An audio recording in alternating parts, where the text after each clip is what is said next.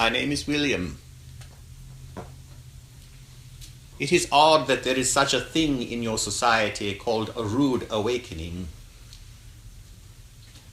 I find it curious that there is no such thing called a polite awakening. That is an unusual phrase, a polite awakening. But you are very familiar with the term a rude awakening. Most say this statement, rude awakening, in reference to those whom they feel have been dreaming. And yet, since you are born, you are taught to have dreams and to follow them. And yet, you are also accosted, in a sense, by the phrase, stop your dreaming.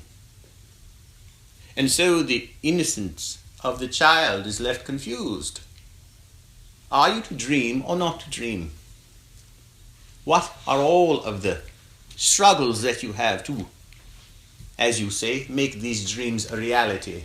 For dreams, then, if you say to make your dreams a reality, it is that your dreams are not real. That is what is the assumption in the statement, make your dreams a reality. Dreams are not real. You must make them real. You must live for your dreams, but do not end up being a dreamer. For you will do nothing then. What if your dreams are real in the sense that it is a reality that you wish for something to happen, that is your dream? Now, why do you wish for that thing to happen? Let us begin there. You wish for that thing to happen, for when that thing happens, you will feel a feeling that you have been longing for. Perhaps it is a feeling of home. That when you meet that person or have that dream become a reality, let's say it is a career or something of the sort, that then you shall have a feeling. And that feeling, curiously enough, is a very familiar feeling. That feeling feels like you. When you have it, you suddenly feel like you. There are individuals whom you feel make you feel like you. There is a sense of belonging or home. Who is in charge of that feeling? Where does it live? Is it something that someone gives to you? Or is it already within you? And there is something there, a frequency that matches yours, and then there is a fire, perhaps. It is very interesting when it comes to love. For many feel, when they are in an incongruous partnership, meaning that they are in a partnership where they feel that this person does not match whom they wish to be with. Perhaps they will then say, they are on a different frequency than you. By the laws of the universe, there is nothing that is not a frequency match. Whomever you are with is at the same frequency as you. It cannot exist in any other form. Now you may say, but I find myself to be very different than them. Then you must perhaps search deeper as to why they are there with you. Are doctors and patients on the same frequency? Apparently, yes. Though they seem to provide different functions initially. But let us say that the patient then is needing the doctor's help, and there is a certain exchange between them. Perhaps you call it money or something of the sort. You call in energy exchange money. For in actuality, there is no exchange of gold between you, is there? When you are purchasing something from the market, you are not having an experience that there is someone at some financial institution that is picking a tiny gold nugget and transferring it to the other box. That is not occurring. It is blips on a screen. Money is an energetic agreement. You have agreed that something is worth, let us say, $10 or $1. And there is a certain amount of energy in that. you have infused that piece of paper, or even the numbers on a screen, with energy. Even your symbols. Let us say that in your bank account there is simply a dash that says -100. It is simply a line. But if you were to cross that line and say that it was now +100, you feel you have gained something. And the proof is that you are able to then purchase something. And yet all of it is an agreement. There is no physical exchange. The money itself, the paper money, is a representation. And so are the credit cards that are swiped so that there is an authorization. You are now authorized to purchase that. You may leave the store with the item that you desire.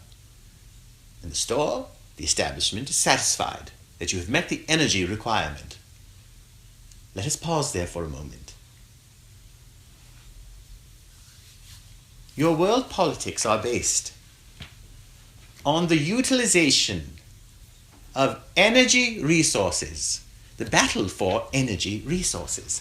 That is the cause of all of your wars, if you have been paying any attention for the past 50 years. That is at the root. You are fighting for resources that provide energy. In this case, it is oil. Everyone that is being represented by a government is seeing this occurring.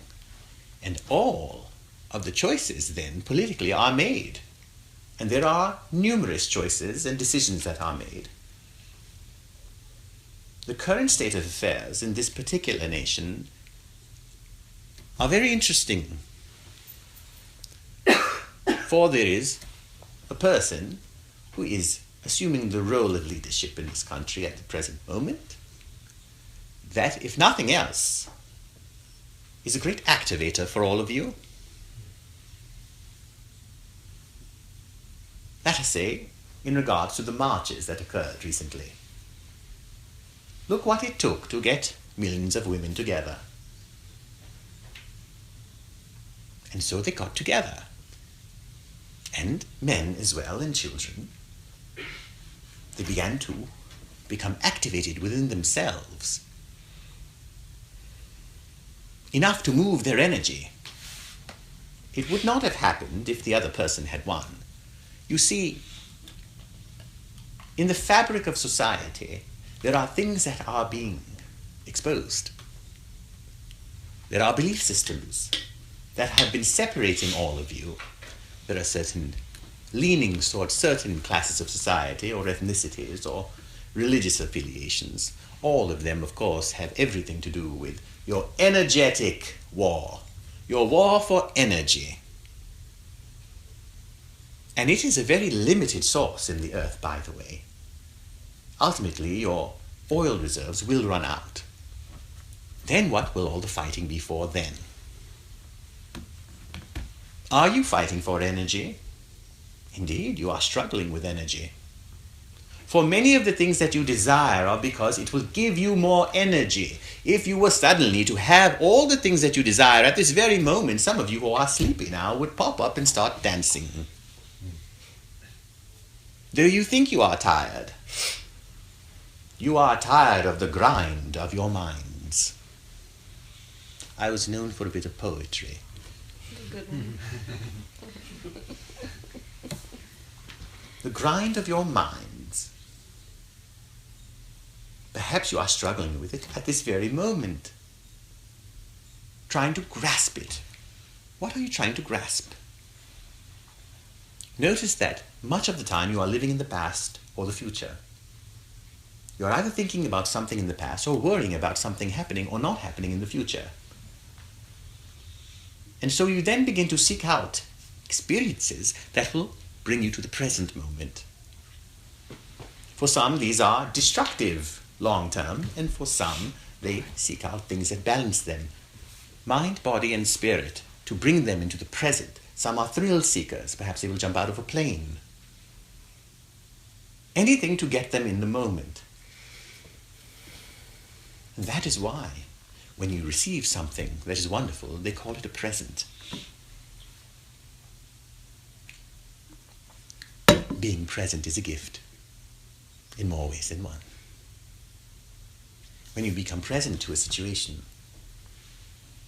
rather than judging whether it is good or bad, you will find yourself as the creator of your reality. You will find yourself as the creator of your own emotions, rather than feeling that you are the victim of emotions created by someone else. Someone did something to you. Therefore you feel. They made me feel this way. Perhaps when you were a child, yes. It is your choice now to free yourself of these enslavements. Much of your enslavements have to do with your inner dialogue. That's my specialty, to discuss dialogue. Whom is speaking to whom within you? What is happening politically? You are seeing, perhaps, the rudeness of speech. Bring it into your own consciousness. How do you speak to yourself? How are you speaking about others to yourself? Is it kind? Is it nurturing? Are you obsessed with what is wrong? Do you think that what is wrong in your life should not be happening? Is there anything in the universe that does not happen, or happens that should not happen? Do you believe so? There are things that happen that should not happen. Should you not die? Do you believe that? What do you feel? Should you live forever? Perhaps you already do. Can anyone prove anything to you when you do not wish to believe it? And if so, what is the criterion? And whom did you learn it from? And why is it important? When you were very young, your imagination was everything that you needed. You created your life from an imagination place. You see, that word, like dreams, has been soiled by those who are downtrodden or simply disappointed. You are not allowed to have an imagination at this age, apparently. And yet imagination created everything that you are wearing and sitting on currently. It was imagination that created the vehicles and the roads that brought you here this evening. Everything began as an idea. And though there have been many tables that have been made in the past, you can be assured that thousands of new tables were designed today. How is that possible? There are only a certain limited number of notes on that piano, and yet more songs are written.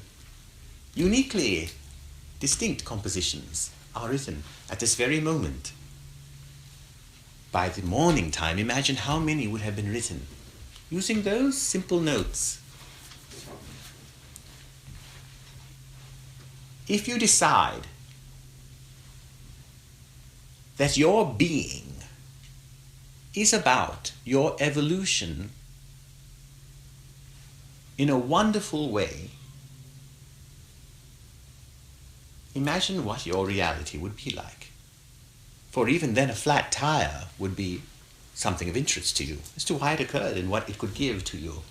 What if you began to approach everything that way? We are not saying that it is a lesson, for that is another word that you have dragged through the mud. For imagine someone coming in here and saying, I'm here to teach you a lesson. Would you like to receive it?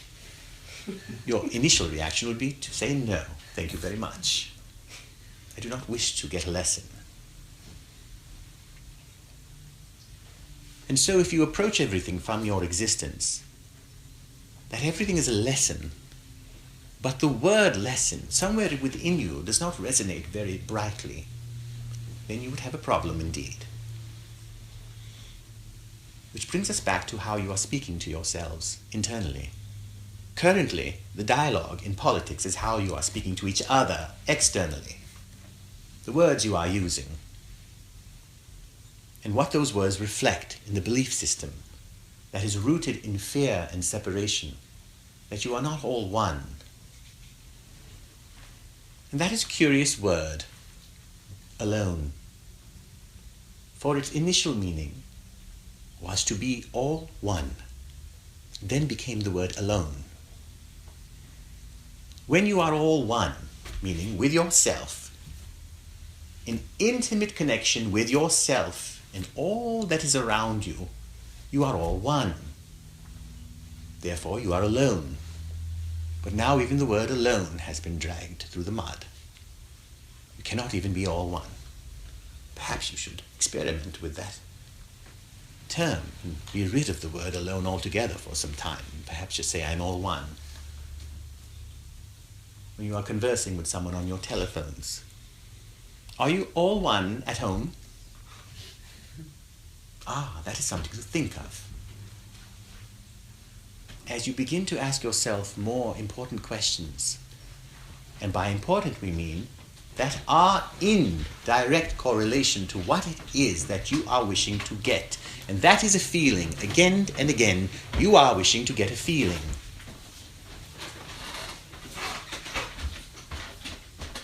When your life and your perspective becomes that what you are wishing to receive is recognized as an extension of you, then you will begin to actually know one another rather than having to be codependent on one another. For simply put, when someone asks you, how is your relationship? Most people answer, based on whether the person is doing what they want or not.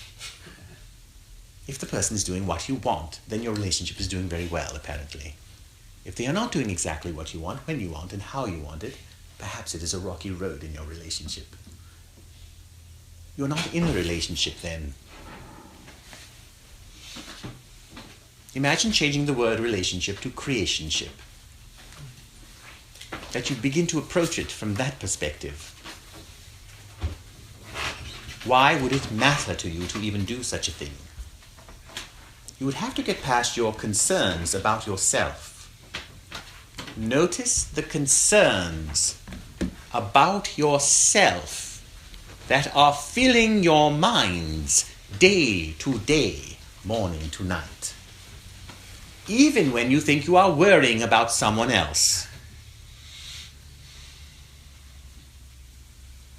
You are not feeling wonderful and then simply just minorly concerned about someone else. We are talking about when it is a part of your emotional experience throughout the day that you are obsessing about what will happen to you. Turn your attentions to generating and surrendering to what you are. Decide what you are. It is a decision. It is not something that someone has to tell you, then you must believe, perhaps initially, but ultimately you must know it for yourself.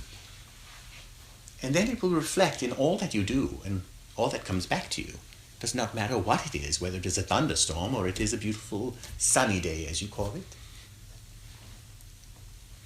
You have even found the beauty in rain and thunder and perhaps even tornadoes at times.